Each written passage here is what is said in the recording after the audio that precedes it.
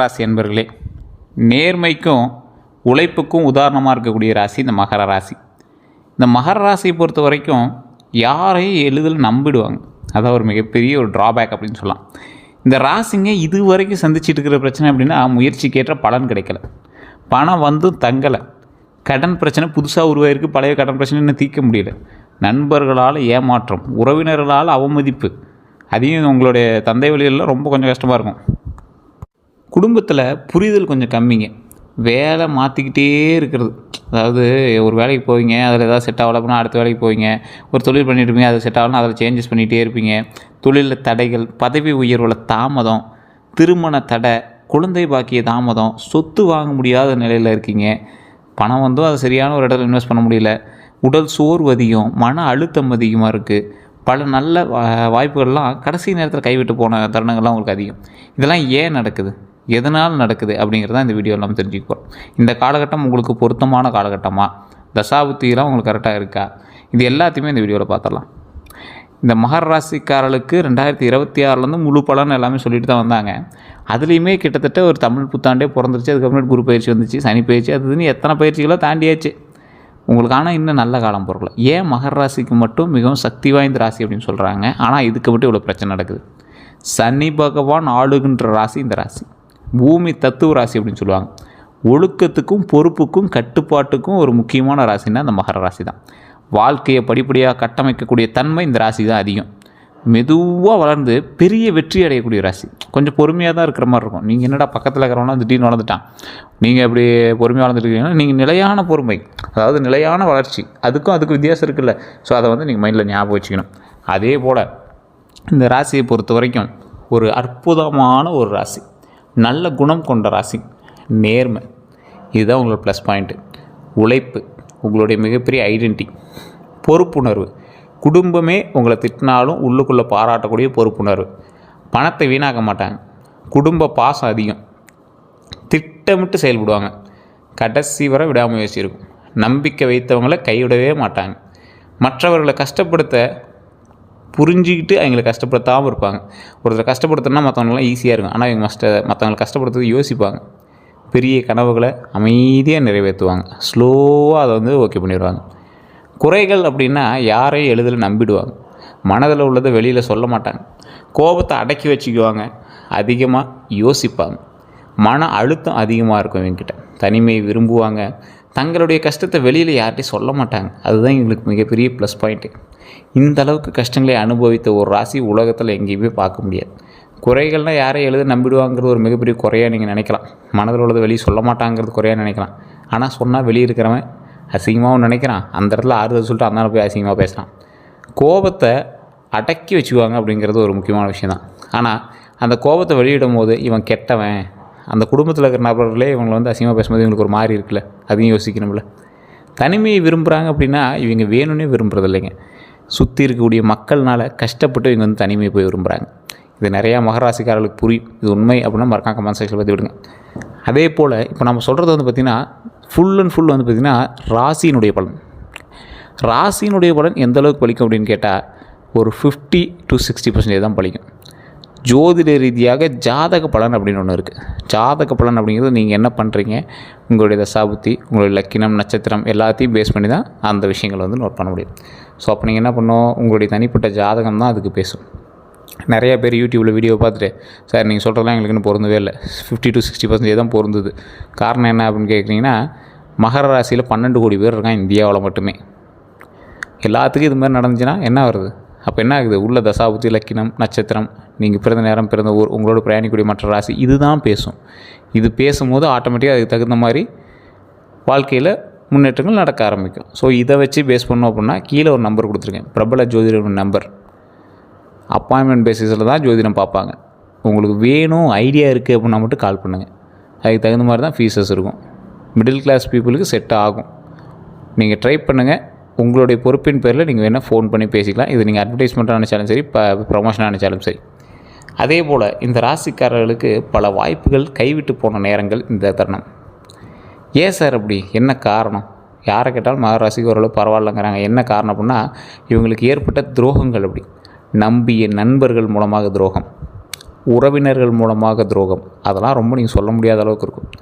பண விஷயத்தில் ஏமாற்றியவங்கக்கிட்ட துரோகம், காதலில் துரோகம், வேலை செய்கிற இடத்துல பின்னால் பேசுகிறவங்க, உழைப்பை பயன்படுத்தி கொண்டு உங்களை வேலை வாங்கி உங்கள்கிட்டேருந்து பணத்தை பறிச்சவங்க, வெற்றியை பார்த்து பொறாமப்பட்டவங்க, உங்களோட வெற்றியை பார்த்து பொறாமப்பட்டு தவிச்சிட்டு இருக்கானுங்க. சொந்தங்களே தடையாக இருந்த சம்பவங்கள்லாம் நிறைய இடத்துல இருக்குது. அது உங்களோட வாழ்க்கையில் நிறைய பார்ட்டில் இருக்குது. அவன் தான் தடை பண்ணுறானே உங்களுக்கு பல நாள் கழித்து தான் தெரிஞ்சிருக்கும்.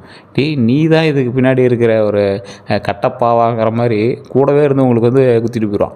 ஸோ அந்தளவுக்கு உங்களுக்கு சொந்தங்கள் தான் உங்களுக்கு எதிரி. உறவினர்கள் உங்களுக்கு செட்டே ஆகாது. உங்களோட ஜாதக ரீதியாக பார்த்திங்கன்னா தந்தை வழி உறவினர்கள் உங்களுக்கு சுத்தமாக செட் ஆகாது. தாய் வழி உறவினர்கள் ஓரளவுக்கு பரவாயில்லையா இருக்கும். அதே போல் உதவி செய்தவர்களே மறந்துடுவாங்க. நீங்கள் உங்களுக்கு உதவி நீங்கள் யாராவது செஞ்சுருப்பீங்க, ஒரு 10 பேருக்கு செஞ்சுருக்கீங்கன்னு வச்சுக்கோங்களேன். அதில் ஒரு 5 பேர் உங்கள்கிட்ட திருப்பி பேசிகிட்டு இருப்பான், மீதி 5 பேர் பேசுகிறதோ நிறுத்தியிருப்பான். அந்த 5 பேரில் நீங்கள் உதவி அப்படின்னு கேட்டிங்கன்னா மறந்துடுவான். நீங்கள் உதவி செஞ்சியா அப்படின்னு மொத்தம் எல்லோரும் கேட்பான். நீ எப்படா எனக்கு செஞ்ச? இல்லையே, அந்த தருணத்தில் அப்போ காசு இல்லாமல் இருந்துச்சு, நான் உனக்கு ஏற்கனவே ஒரு நாள் கொடுத்துருந்தேன், அதனால் நீ கொடுத்த அப்படின்ட்டு போயிடும். அதே போல் யார்கிட்ட எச்சரிக்கையாக இருக்கணும் அப்படின்னா, இனிமையாக பேசுபவர்கள்ட்ட ரொம்ப எச்சரிக்கையாக இருங்க. இந்த ராசிக்கு உண்மையாக சொல்லணும்னா அதுதான். இனிமையாக பேசுகிறவங்ககிட்ட எச்சரிக்கையாக இருங்க, அதிகமாக புகழ்கிறவங்ககிட்ட எச்சரிக்கையாக இருங்க, பணம் கேட்பவர்கிட்ட எச்சரிக்கையாக இருங்க, போலி நண்பர்கள்ட்ட எச்சரிக்கையாக இருங்க, ரகசியம் கேட்குறவங்ககிட்ட ரொம்ப எச்சரிக்கையாக இருங்க. என்ன சார் எல்லாம் எச்சரிக்கைன்னே சொல்கிறீங்க அப்படின்னு கேட்டால், உங்களோட காலகட்டம் அப்படிங்க. ரகசியம் கேட்குறவங்ககிட்ட ரொம்ப எச்சரிக்கையாக இருங்க. உங்களோட ரகசியத்தை தெரிஞ்சுக்கிட்டு தான் அடுத்த ஸ்டெப்பே எடுக்க போகிறோம். தொழில் கூட்டாளிகள்கிட்ட ரொம்ப ரொம்ப ரொம்ப ரொம்ப எச்சரிக்கையாக இருங்க. உங்களுக்கு தொழில் கூட்டாளி தான் கொஞ்சம் ட்ராபேக்கு. ஆவணங்களில் கவனக்குறைவு, அதில் ரொம்ப பாதுகாப்பாகவும் டாக்குமெண்ட் செக் பண்ணிகிட்டு இருந்துக்கணும். சமூக வலைதள மோசடிகளில் ரொம்ப எச்சரிக்கையாக இருங்க. அதே போல் முதலீடு செய்ய தூண்டுபவர்கள்ட்ட ரொம்ப எச்சரிக்கையாக இருங்க. இந்த டைம் போட்டால் பணம் வரும். ஃபஸ்ட்டு மாதம் உங்களுக்கு வரும், 2வது மாதம் வருமா, இது எல்லாத்தையும் யோசித்து ஏற்கனவே எத்தனை பேர் அதில் இருக்கா, உங்களுக்கு அது செட் ஆகுமா, உங்கள் ராசிக்கு செட் ஆகுமா, தற்போதைய தசாபுத்தி நடப்பு கட்டத்தினுடைய அளவின்படி உங்களுக்கு செட் ஆகுமா, எல்லாத்தையும் செக் பண்ணுங்கள். அதே போல் 2026 தமிழ் புத்தாண்டோட பலன் அப்படின்னு பார்க்கும்போது ஒரு 100 விஷயம் சொல்லலாம். தமிழ் புத்தாண்டுபடி உங்களுக்கு நல்லது நடந்துருந்துருக்கணும். நடக்கலை அப்படின்னா வெயிட் பண்ணுங்கள். இல்லை சார் இன்னமே ரொம்ப ட்ராபேக்காக இருக்குது அப்படின்னா உங்களுக்கு நல்ல காலம் எப்போங்கிறத நான் சொல்கிறேன். புதிய தொடக்கம், வேலை வாய்ப்பு உண்டு, வருமான உயர்வு உண்டு, தொழில் வளர்ச்சி உண்டு, வெளிநாட்டு வாய்ப்பு உண்டு, புதிய வீடு வாங்கக்கூடிய நேரம் உண்டு, வாகனம் வாங்கக்கூடிய யோகம் உண்டு, திருமண பேச்சு முன்னேற்றம் உண்டு, குடும்பத்தில் நல்ல செய்திகள் உண்டு, உடல் நலத்தில் மேம்பாடு உண்டு, ஆன்மீக ஆர்வம் அதிகரிக்கும். என்ன சார் இத்தனையும் நல்லா பாசிட்டிவாகவே சொல்லியிருக்கீங்க, எல்லாமே பாசிட்டிவாக இருக்குது சார், இதெல்லாம் நம்புகிற மாதிரியா சார் இருக்குது? தமிழ் புத்தாண்டில் மகர ராசிக்கு இது உண்டு. ஆனால் அது நடக்குமா இல்லையாங்கிறது உங்களுடைய தனிப்பட்ட மேனுவல் புக் இருக்குல்ல, ஜாதகம், அதுதான் சொல்லும். அதை வச்சு தான் உங்களை full and full A to Z கணிக்க முடியும். அதே போல் குரு பயிற்சி பலனுமே உங்களுக்கு சாதகமாக இருக்குது. 2மே சாதகமாக இருக்குது. அப்போ ராசி தான் எங்கே இடிக்குது அப்படின்னு அர்த்தம். குரு தரக்கூடிய ஆசீர்வாதங்கள் ரொம்ப முன்னேற்றம். உங்களுடைய ஆசிரியர்களால் தரக்கூடிய ஆசீர்வாதம் ரொம்ப ப்ளஸ் பாயிண்ட்டாக இருக்கும். கல்வியில் முன்னேற்றம் கிடைக்கக்கூடிய ஒரு காலகட்டம். குழந்தை பாக்கியத்தில் முன்னேற்றம் உண்டு. திருமண யோகம் உண்டாகுது. தொழிலில் வளர்ச்சி உண்டாகுது. வியாபார விரிவாக்கம், கடன் சுமை குறையுது. அதே போல் புதிய வாகனம், மதிப்பு உயருது, சமூக மரியாதை அதிகரிக்குது, நல்ல மனிதர்களினுடைய அறிமுகம் கிடைக்குது, ஆன்மீக வளர்ச்சி உண்டாகுது. செய்ய வேண்டியது அப்படின்னா வியாழக்கிழமை விரதம் இருங்க, மஞ்சள் ஆடை அணிங்க, கொண்டக்கடலை தானம் பண்ணுங்க, தட்சிணாமூர்த்தி வழிபாடு ரொம்ப முன்னேற்றம் தரும், குரு காயத்ரி மந்திரம் ரொம்ப நல்லதுங்க. செய்யக்கூடாதது பெரிய முதலீடு, அவசரமாக வேண்டாம், யோசிங்க. அதனால் என்ன பலன், உங்களுக்கு நன்மை நடக்குதா, எல்லாமே யோசிங்க. கோபத்தில் முடிவு வேண்டவே வேண்டாம். தேவையற்ற கடன் இந்த காலகட்டத்தில் சுத்தமாக வேண்டாம். திருமணம் அப்படின்னு பார்த்திங்கன்னா தடை விலகக்கூடிய ஒரு காலகட்டம், நல்ல வரன் கிடைக்கக்கூடிய ஒரு காலகட்டம். குடும்ப சம்பந்தம் மூலமாக நல்ல வரன் கிடைக்குது. திருமண வாழ்க்கையை பொறுத்த வரைக்கும் மேம்பாடு உண்டு. கணவன் மனைவிக்கிடையே புரிதல் உண்டு. பிரிந்தவர்கள் சேர வாய்ப்பு உண்டுங்க. குழந்தைகள் மூலமாக பார்த்தோம்னா குழந்தை பாக்கியம் இந்த காலகட்டத்தில் உங்களுக்கு நல்லாவே இருக்குது. கல்வியில் வளர்ச்சி உண்டு, வெளிநாட்டு படிப்பு உண்டு, போட்டித் தேர்வில் வெற்றி உண்டு, குழந்தைகளால் பெருமை உண்டு. போட்டித் தேர்வில் இப்போ நீங்கள் படிச்சுட்ருக்கீங்க அப்படின்னா கண்டிப்பாக உங்களுக்கு வாய்ப்பு உண்டுங்க. தொழிலை பொறுத்த வரைக்கும் புதிய வேலை உண்டு, பதவி உயர்வு உண்டு, சம்பள உயர்வு உண்டு, அரசு வேலை வாய்ப்பு உண்டு. தனியாராக வேலை பார்த்துட்ருக்கீங்க, தனியாரில் வேலை முன்னேற்றம் இருக்குது அப்படின்னா உங்களுக்கு ஒரு தனி கம்பெனி ரன் பண்ணுறீங்களா, தனியாரில் போய் நீங்கள் வேலை பார்த்துட்டிங்கன்னா உங்களுக்கு ஒரு ஸ்டெப் அப்படியே மேலே ஏறுவீங்க. புதிய வியாபாரம் உண்டு, வெளிநாட்டு வேலை உண்டு, இது எல்லாமே பாசிட்டிவாக இருக்குது. பணத்தை பொறுத்த வரைக்கும் வருமானம் உயரும், சேமிப்பு அதிகரிக்கக்கூடிய ஒரு காலகட்டம், கடன் அடைக்கக்கூடிய ஒரு காலகட்டம், எதிர்பாராத பணவரவு கண்டிப்பாக உண்டுங்க. நிலையான வருமானம் வந்துட்டுருக்குங்க, நிலையான வருமானம். இதுக்கு மேலே வந்து ஸ்டெப் எடுத்தீங்க அப்படின்னா நிலையான வருமானம் உண்டு. வீடு மற்றும் சொத்துக்கான புதிய ஸ்டெப் எல்லாமே எடுப்பீங்க. புதிய வீடு உருவாக்குறது, நிலம் வாங்கிறது, பழைய சொத்து பிரச்சனைகள் தீர்வு கிடைக்கிறது, கட்டுமானம் தொடங்குதல், வீட்டு விரிவாக்கம் எல்லாமே உருவாக்குறது எல்லாமே பாசிட்டிவாக நடக்கும். வண்டி வாகனத்தை பொறுத்த வரைக்கும் புதிய கார் வாங்கக்கூடிய காலகட்டம். இருசக்கர வாகனத்தை பொறுத்த வரைக்கும் புதிய வாகனமோ அல்லது பழைய இருசக்கர வாகனமோ வாங்குறதுக்கான காலகட்டம். பழைய வாகனம் விற்பனை செய்வீங்க, பழைய வாகனத்தின் மூலமாக லாபம் ஈட்டி அதை வச்சு புது வாகனம் வாங்குவீங்க. நீண்ட பயணம் வந்து மேற்கொள்கிறதுக்கான காலகட்டம் இது. வாகன பராமரிப்பு அவசியமாக இருக்கணும். உடல் நலத்தை பொறுத்த வரைக்கும் மூட்டு வலி இருக்குங்க. இந்த எலும்பு சம்மந்தப்பட்டது, இந்த முதுகில் இருக்கிற வலி, மூட்டு வலி, தூக்கம் இல்லாமல் இருக்கிறது. அந்த தூக்கம் இல்லாமல் இருக்கிறதே மன அழுத்தத்தினால தான். அந்த மன அழுத்தம் உங்களுக்கு கொஞ்சம் இருக்கும். உணவு கட்டுப்பாடு கண்டிப்பாக அவசியம். இந்த பால் டெய்ரி ப்ராடக்ட்ஸ்லாம் சாப்பிட்றீங்கன்னா அது கொஞ்சம் பார்த்து கொழுப்பெலாம் செக் பண்ணிட்டு, ட்ரைக்ளிசரால் எல்டிஎல்லாம் செக் பண்ணிட்டு பாருங்கள். நடைப்பயிற்சி ரொம்ப முக்கியம், யோகா ரொம்ப முக்கியம். அதை மைண்டில் ஞாபகம் வச்சுக்கோங்க. அடுத்த 12 நாட்கள் தான் உங்களுக்கு ஹைலைட்டே. பழைய வேலை முடியும்.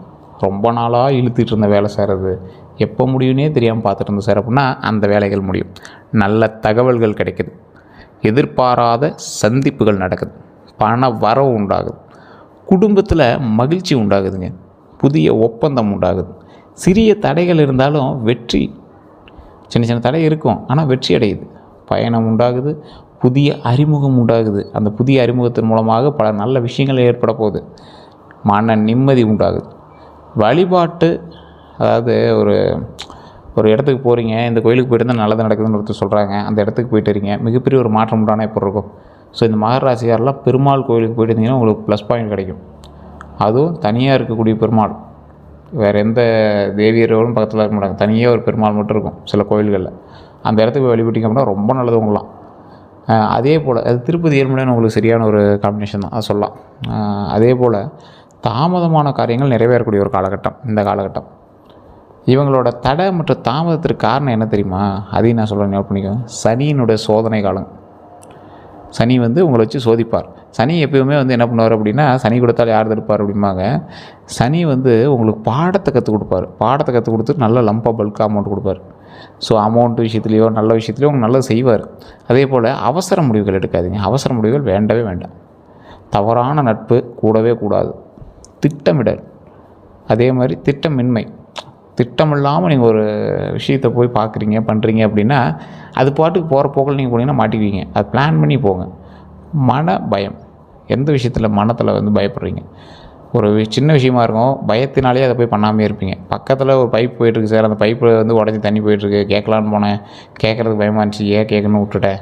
எக்ஸ்ட்ரோவர்ட்டே ஆகிறது விரும்பலாம், இன்ட்ரோவர்ட்டாகவே இருக்குங்கிறது தப்பு. அதே போல் அதிக நம்பிக்கை ஒருத்தர் மேலேயோ இல்லை ஏதோ ஒரு விஷயத்து மேலேயோ ரொம்ப ஓவர் கான்ஃபிடென்ட் வச்சுட்டு இருக்காதிங்க. இன்றைக்கான வேலையும் பார்க்க ஆரம்பிங்க. தன்னம்பிக்கை கொஞ்சம் குறைவுங்க.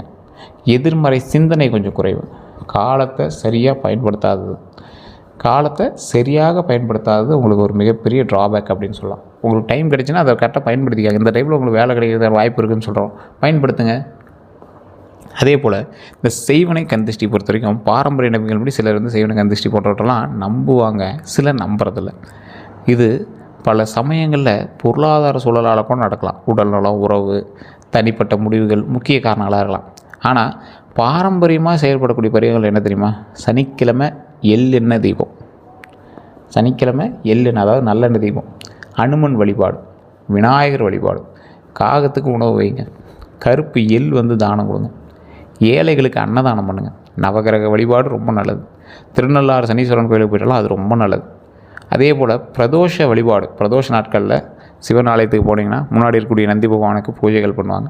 அப்போ நீங்கள் அர்ச்சனை பண்ணுறதோ, அந்த சுவாமிக்கு ஏதாவது நீங்கள் அபிஷேகத்துக்கான பொருட்கள் வாங்கி கொடுக்குறதோ ரொம்ப நல்லது. மகா மிருஷுபஜ மந்திரம் உங்களுக்கு முக்கியமாக சொல்லணும் அப்படின்னா, மகர ராசிக்காரர்கள் நான் ஞாபகம் வச்சுக்கோங்க. ஓம் நந்தி பகவானே போற்றி, ஓம் நந்தி பகவானே போற்றி, ஓம் நந்தி பகவானே போற்றி. இதை வந்து டெய்லி சொல்லுங்கள். எவ்வளோ நேரம் உங்களுக்கு ஃப்ரீ டைம் இருக்குதோ அவ்வளோ நேரம் நீங்கள் வந்து சொல்லலாம். அதனால் உங்களுக்கு வந்து அவ்வளோ நன்மைகள் உண்டு. அதே போல் திருப்பதி ஏழுமலையான், திருப்பதி ஏழுமலையானை போற்றுவோம், திருப்பதி ஏழுமலையானை போற்றுவோம், திருப்பதி ஏழுமலையானை போற்றி. இதெல்லாம் சொல்கிறது எவ்வளோ நேரம் ஆகிட போகுது? ஒரு 10 செகண்ட் ஆகுமா? இது உங்களுக்கு ரொம்ப நன்மை தரும். 7 முறை தினம் சொல்லுங்கள், அவ்வளோ நன்மை தரும். அது ஒரு பாசிட்டிவ் எனர்ஜி உட்கொண்டு வரும். அந்த பாசிட்டிவ் எனர்ஜி மூலமாக பல நன்மைகள் நடக்க ஆரம்பிக்கும். அதுதான் மிகப்பெரிய ஹைலைட்டே. அதே போல் 2026 செய்ய வேண்டியவைன்னு பார்த்தா தினமும் அதிகாலையில் எழுந்தால் செலவை கட்டுப்படுத்துங்க. இந்த 2026 நீங்கள் இதை பண்ணியிருந்துருக்கணும். சரி, இன்னும் ஒரு 3-4 மாதம் இருக்குல்ல, பண்ணலாம். செலவை கட்டுப்படுத்துங்க, புதிய திறன்களை கற்றுக்காங்க, பெற்றோர் ஆசீர்வாதம் பெறுங்க. அதே போல் தான தர்மம் செய்யுங்க, கோபத்தை குறைங்க, சேமிப்பு பழக்கத்தை அதிகரிங்க, நல்ல நண்பர்களை தேர்வு செய்யுங்க, ஆரோக்கியத்தை கவனித்தா ரொம்ப நல்லது. ஆன்மீக வழிபாட்டில் ஈடுபடுங்க, ரொம்ப ரொம்ப ரொம்ப ரொம்ப நல்லதாகும். தவிர்க்க வேண்டியவை பார்த்திங்கன்னா, அவசர முடிவுகள் எடுக்காதீங்க. முன்னாடி சொன்னதான், தேவையற்ற கடன் வேண்டவே வேண்டாம். அதுக்கு நம்பிக்கை வச்சு பணம் கொடுத்தா மாட்டிக்குவீங்க. பணம் கொடுக்காதீங்க அப்படின்னே தெளிவாக சொல்லலாம். ஆவணங்களை படிக்காமல் கையெழுத்திடுறது ரொம்ப தப்பு. அதே போல் வாக்குவாதம் பண்ணாதீங்க. வாக்குவாதம் பண்ணுறது ரொம்ப தப்பு. பொறாமை கொண்டவர்களோட நெருக்கம், அந்த விஷயத்தில் மட்டும் மாட்டிக்காதீங்க. உடல் நலத்தில் அலட்சியம் செய்தல், தயவு செய்து அந்த பிரச்சனை பண்ணவே பண்ணாதீங்க, மாட்டுவீங்க. அதே போல் இந்த மகர ராசிக்காரர்களுக்கு பொதுவாகவே சில விஷயங்கள் நம்ம முன்னாடின்னு சொல்லிட்டு தான் இருக்கும். இந்த காலகட்டம் உங்களுக்கு சரியான நேரத்தில் கிடைக்கக்கூடிய வெற்றி நீண்ட காலமாக நிலைத்திருக்கக்கூடிய வெற்றியாக கிடைக்க போகுது. ஸோ கொஞ்சம் பொறுமையாக நிதானமாக அதை ஹேண்டில் பண்ணுங்கள். அதே போல் இந்த ராசிக்கு ரொம்ப ஒரு அற்புதமான ஒரு காலகட்டம் அப்படின்னு சொல்லலைனாலும் பரவாயில்லையான காலகட்டம். இந்த வாய்ப்பு நீங்கள் மிஸ் பண்ணிங்கன்னா மறுபடியும் இந்த மாதிரி வாய்ப்புகள் கிடைக்கிறதுக்கு பல வருடங்கள் ஆகும். ஸோ படிச்சுட்ருக்கீங்க, வேலைக்காக தேடிட்டிங்கன்னா நல்ல காலகட்டமாக இருக்கும். வருமானம் கொஞ்சம் ட்ராப் ஆகிருந்துச்சு, மறுபடியும் கொஞ்சம் ஆரம்பிச்சிருக்கு அப்படின்னா இந்த காலகட்டத்தில் வந்து வருமானம் அதிகமாக பிடிக்க ஆரம்பிக்கும். ஸோ பொறுமையாக நிதானமாக செயல்பட்டீங்க அப்படின்னா வெற்றி நிச்சயம் அப்படிங்கிறது மைண்டில் ஞாபகம் வச்சுக்கோங்க. வேறு ஏதாவது கருத்துக்கள் இருந்தால் மறக்காம கமெண்ட் செக்ஷனில் பதிவிடுங்க. இதுவரை நம்ம சேனல் சப்ஸ்கிரைப் பண்ணாமல் சப்ஸ்கிரைப் பண்ணிக்கோங்க, பக்கத்தில் பெல் பட்டன் மறக்காம ப்ரெஸ் பண்ணிக்கோங்க. அதே போல் ஃபேஸ்புக்கில் பார்த்தீங்கன்னா ஃபாலோ பண்ணிக்கோங்க. எல்லோருக்கும் நன்றி நண்பர்களே.